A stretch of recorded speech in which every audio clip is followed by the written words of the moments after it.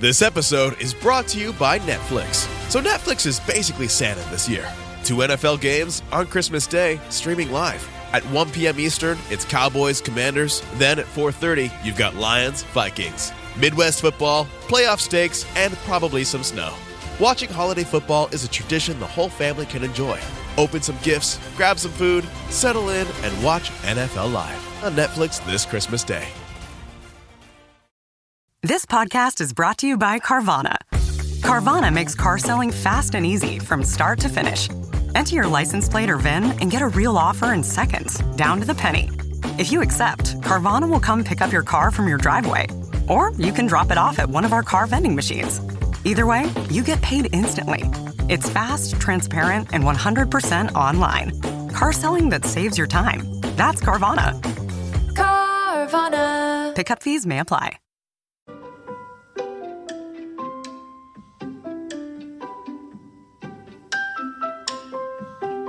I am Daniel Lucas, and welcome to Book 101 Review. Book 101 is all about the books that I read for the last 40 years. And today I have my special guest. He's a left author, fellow podcaster, audiobook narrator, no other than Mr. George Sirois. Hello, Daniel. Hello, everyone. It's a pleasure to be here. Yes, welcome, Mr. George. Can you please introduce more about yourself that I missed? Absolutely. You can probably hear the dogs in the background, knowing so. I do have a couple of dogs here in the house. I am originally from New York City and have been in St. Louis, Missouri since 2011. It has been it's been a real pleasure to be here. I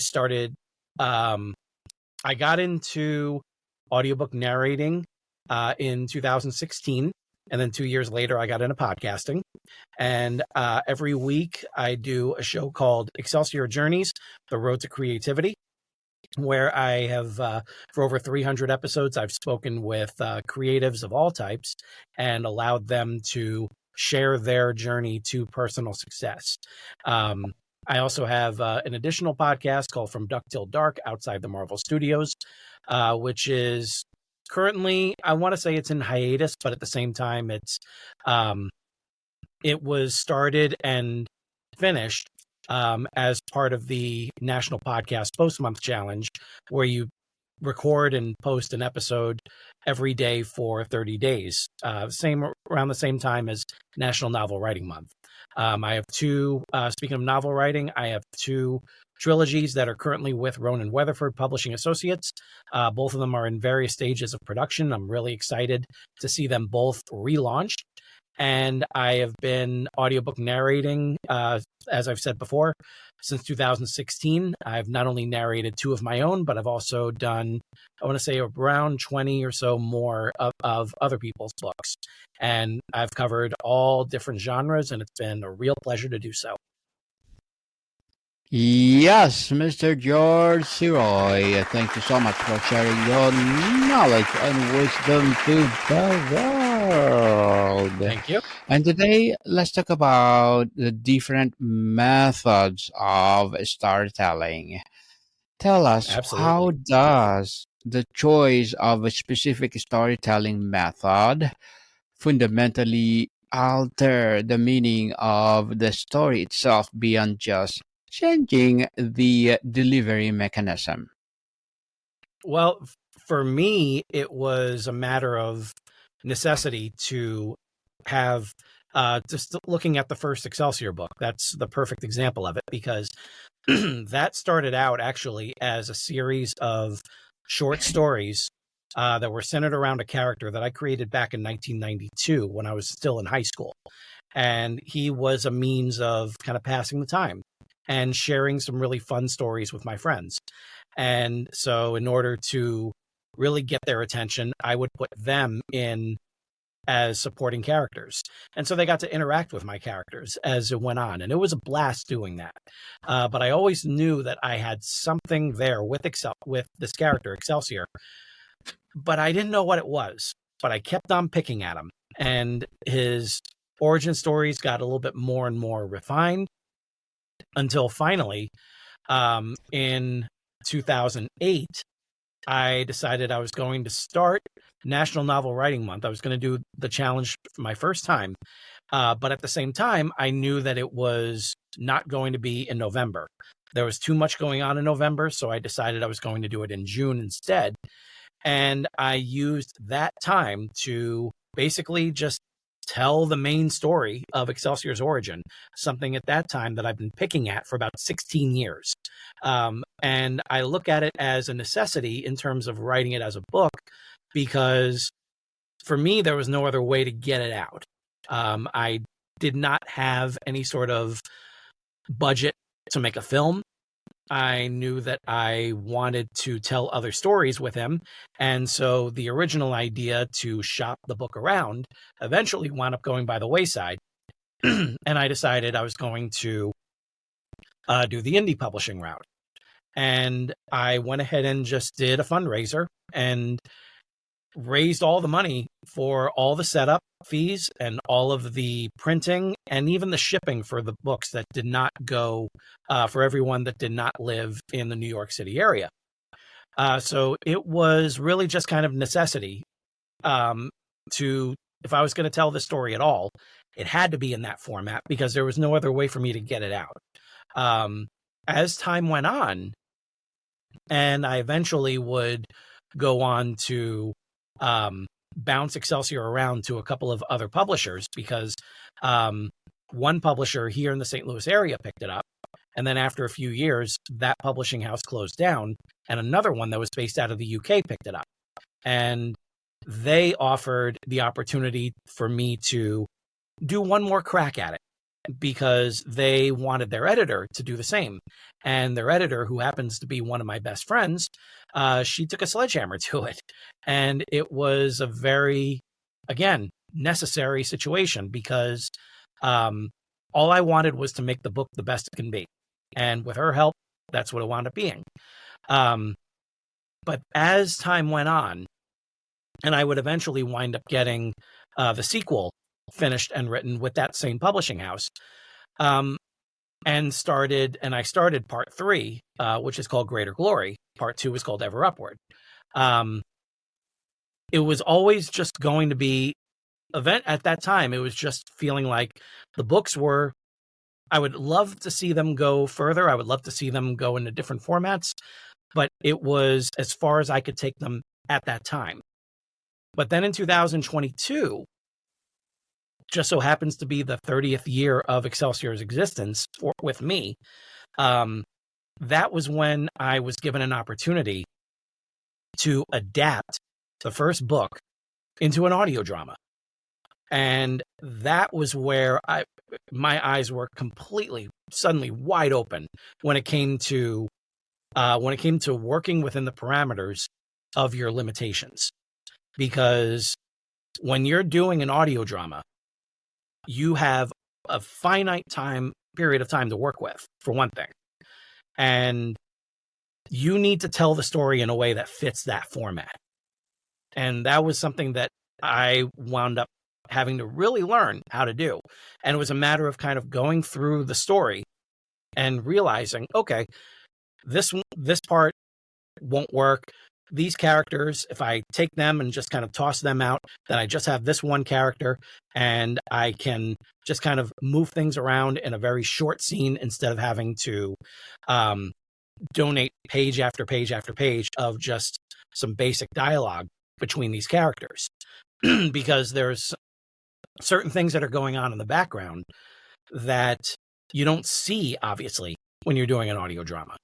And so I had to basically take the amount of characters that I had, condense them. In some cases, I wound up changing their gender because as the audition started, it turns out there were more ladies that were auditioning than guys. And so there were a handful of characters that I found would actually work really well in this format if I were to swap the genders. And it wound up doing the best thing for me, because some of the people that signed on to those roles were absolutely tremendous. And as time went on and the script was developed and the auditions went through, eventually this was going to be, I should say, my limitation was I had 1 hour to tell a story that, when you hear the whole audiobook, was 7 hours. So I had to take 7 hours worth of story and condense it quite a bit. But by doing that, you learn what's expendable, what's not, what is the best way to tell the story without having to rush it through. Now, thankfully, the finished product wound up being 2 hours. We actually split it up into 2 1-hour blocks. But it was just a wonderful learning experience, because getting to adapt this story into a much shorter format, but not only a shorter format, but with a cast of actors, incredibly talented voice actors, with a musical score, and with a sound effects library. We learned, we all of us really kind of took it upon ourselves to tell this story through music, through dialogue, through sound effects. And that's all we had. And by doing that, it was one of the absolute most creatively fulfilling experiences I've ever had in my life. And it's something that I recommend to everyone. There is more than one way to tell a different story, to tell the same story. And we've seen that quite a bit in with Douglas Adams, with The Hitchhiker's Guide to the Galaxy, something that started off as an audio drama and would eventually become a novel, and then a TV series, and eventually a movie. And they're all vastly different in their ways, but they're all telling the same story. So that's something that I truly recommend, that anyone who gets involved with writing, try your story in a different format and see what works. And best case scenario is that you'll have a finished product that you can use as a means of basically just saying, like, this is a proof of concept. You can take this and go to the moon with it. And thankfully, I had some wonderful people that went to the moon with me on that. So that's something that, and when it comes to like figuring out what kind of story you want to tell in what kind of format, just keep in mind what kind of format you want to do, and then cater to that and see like what makes that particular format what it is, what makes it special, and then kind of lean into those elements and see what happens. Mr. George, what are the key narrative elements that have been lost in the transition from oral storytelling to digital storytelling, and are there any that have been gained? Well, one thing I can definitely say is that digital storytelling has allowed me as an audiobook narrator. Excuse my voice. It's a little, it's been a little bit shot lately just because of allergies, but No worries. I would say that that the best thing that digital storytelling has done is it's allowed us to have much more access to many more stories. A lot of people kind of denigrate the Kindle, but at the same time, it's a wonderful tool for so many different people to be noticed, to be heard, to be seen, to be read. And not everyone has the space on their shelves for all of these new artists, these new wonderful authors. But you can get the file, from it. It's still your work. It's still the work that other people actually wrote. And even though it does take away that element of being able to sign copies, you can still with what is here now with modern technology, you can have it in all ways. You can have it on digital, so that way people can read it. You can set it up on paperback, so that way you can have a signed copy, and then you can just kind of keep that on the shelf while you're reading the digital file. And then even better, there's audio.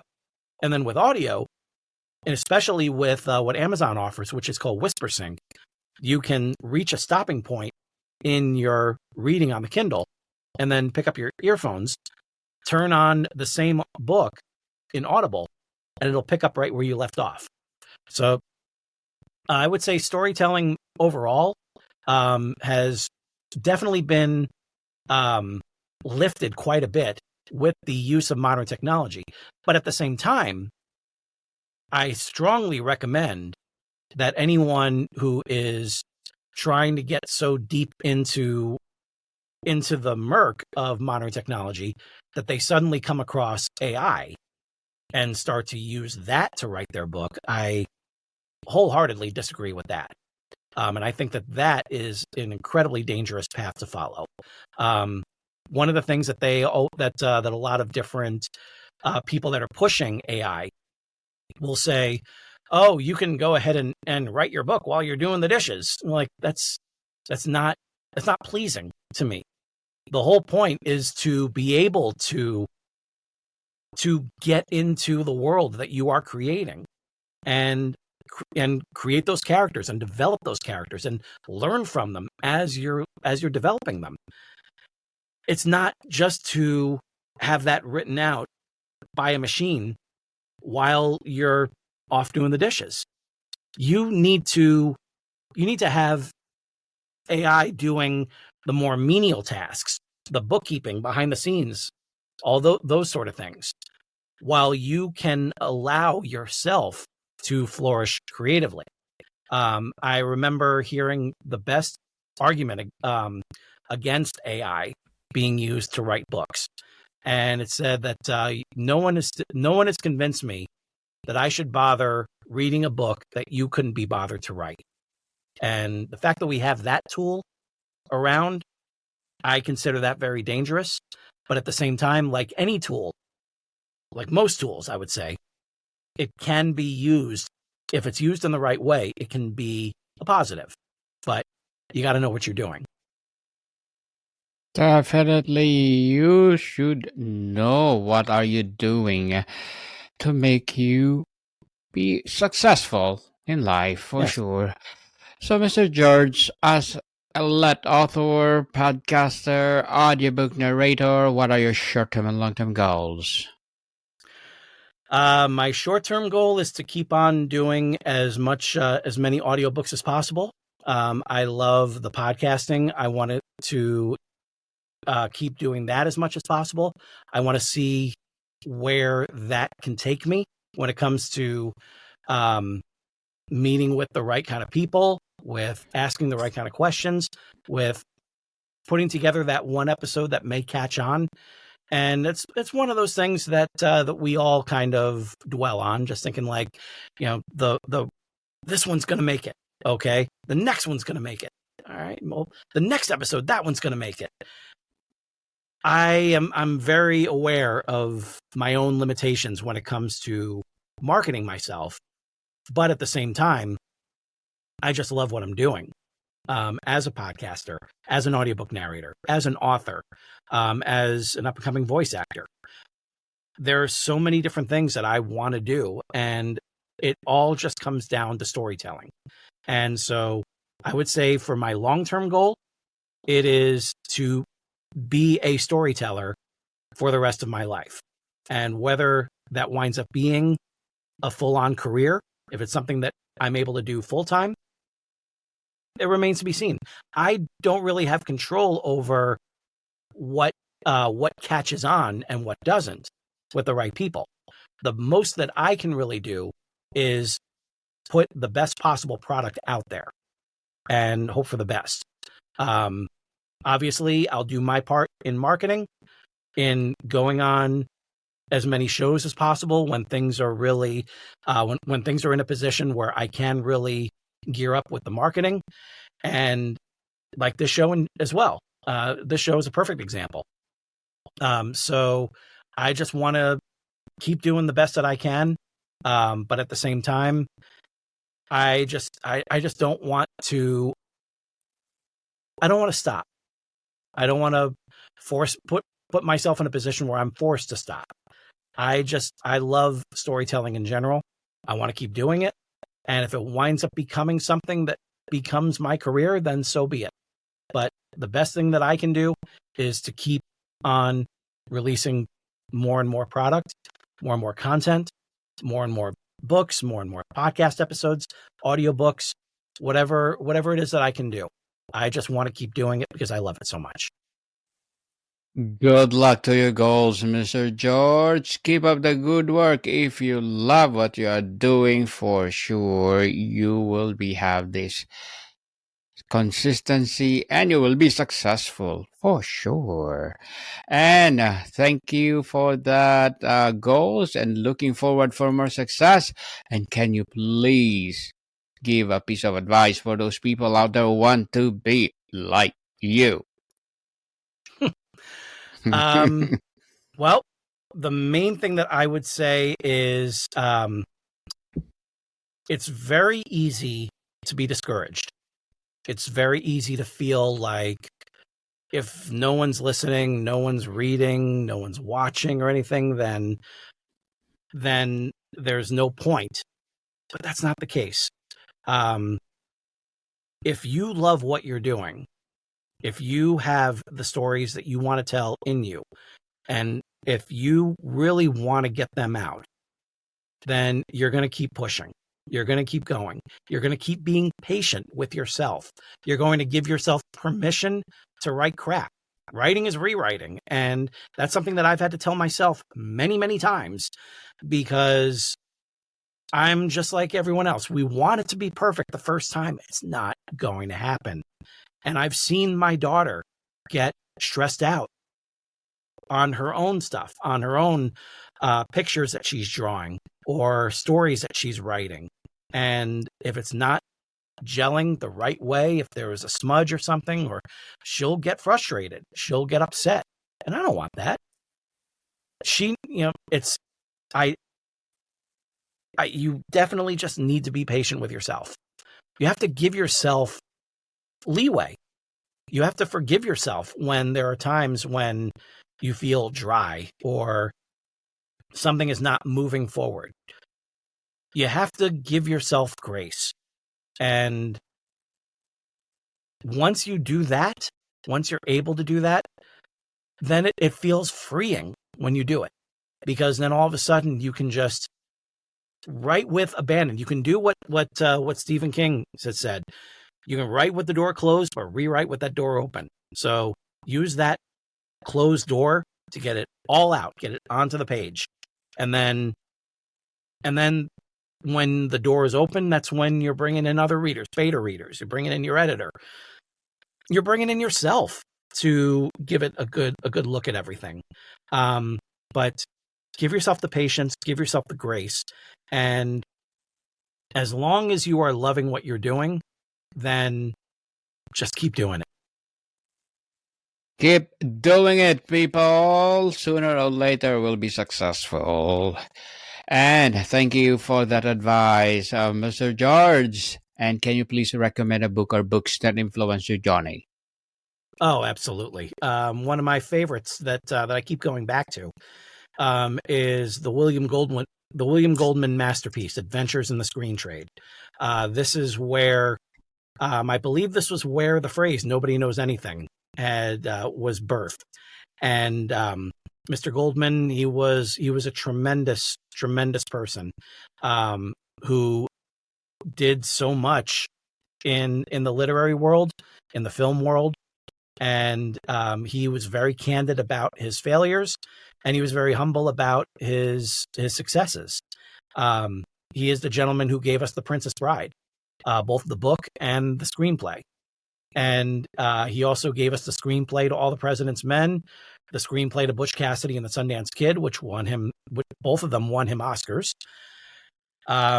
He was a very successful script doctor, working on various projects all throughout the years. Very successful novelist as well. And he wrote this wonderful book called Adventures in the Screen Trade, which is all about lifting the veil a little bit in the film industry and showing you what has worked, what has not. And it's incredibly informative, just like his sequel book, Which Lie Did I Tell? And I think they're both very, very good reads, very inspiring reads, and they will make you want to create. I know they do with me. Thank you for that recommended books, Mr. George. And before we wrap up our discussion for today, I'm inviting you to please do listen to my other podcast, people. My other podcast, because my abstract essay is already in 5th season, abstract poetry in 2nd season, and my book 101 review in 5th season too, comedy 101 in 2nd season, and my food 101 in 5th season as well, geography 101 in 4th season, and my baby podcast, Law 101 and Mental Health 101, Love Letters in 3rd season, and movie 101 review, music 101 in 4th season, and science 101 and sex 101 in its 1st season. Please listen to them wherever you listen to your podcasts. So, Mr. George, across all methods, what is the highest purpose of storytelling? Is it to create empathy, to preserve culture, to make sense of chaos, to entertain, or something else entirely? I'd go for all of the above on that. I feel like that the principal element of a story should be to entertain. You entertain, you Yes. keep them invested. You want to keep on listening or reading or whatever. And then the more you're reading, the more you're listening, the more you see that, like, oh, there's something deeper going on here. And then you start thinking about different things. You start thinking about what kind of take that person may have on something. And if it can spark dialogue, then those are the best kinds of stories to make. If it just has like a straight beginning, middle, and end, and you just kind of shrug your shoulders and like, okay, that was good. All right, that's good. And then you walk away and there's no follow-up. There's nothing about what you got out of that. And if there's no time afterwards where you're sitting at a diner with friends and just, having a meal and just kind of going over everything and picking apart different elements, those are the best kinds of stories that you can get because they live beyond their format, whether it's a film in a theater or seen on your television, or a book that's that you just finished up. And if there's like a book club to discuss it with, even better. If there is a concert that you're going to, or something that you're listening to, or a play that you're going to, whatever the case, if it can spark thoughts, ideas, inspiration, motivation within yourself, those are the best kinds of stories. Indeed. And Mr. George Sirois, thank you so much for sharing your knowledge and wisdom to the world. So can you please Thank invite you our very much for listeners? having me. Yes, so can you please invite our listeners to support your podcast, your narrator or narration, or whatever projects that you're doing right now? Yes, you can actually go to my website, which is he'sgotit.com, as in by George He's Got It. That is the name of my own little production house, I would say, for everything that I do. You can go to he'sgotit.com/podcasts to learn more about Excelsior Journeys, The Road to Creativity, as well as From Duck Till Dark outside the Marvel Studios. You can also hear Excelsior, the audio journey for yourself by going to Excelsior Journeys, The Road to Creativity, because episode number 300 is the audio drama itself in its entirety. You can also hear some samples of audiobooks that I've done in the past, and I will I promise you that if you follow the link to subscribe to my Substack, I will be adding to it. It's been a very busy time lately, so it's been difficult for me to kind of wrap my head around putting some updates in, but I promise you that they're going to be going in. So I look forward to you following me on this journey. I look forward to being on your journey as well. Yes, people, let's support Mr. George Sirois, because if you support him, for sure, more and more empowering episodes of the podcast itself, and for sure, more and more empowering advocacy to come. So, Mr. George, thank you so much for your time. Thank you. Thank you very much. More to come, people. See you soon.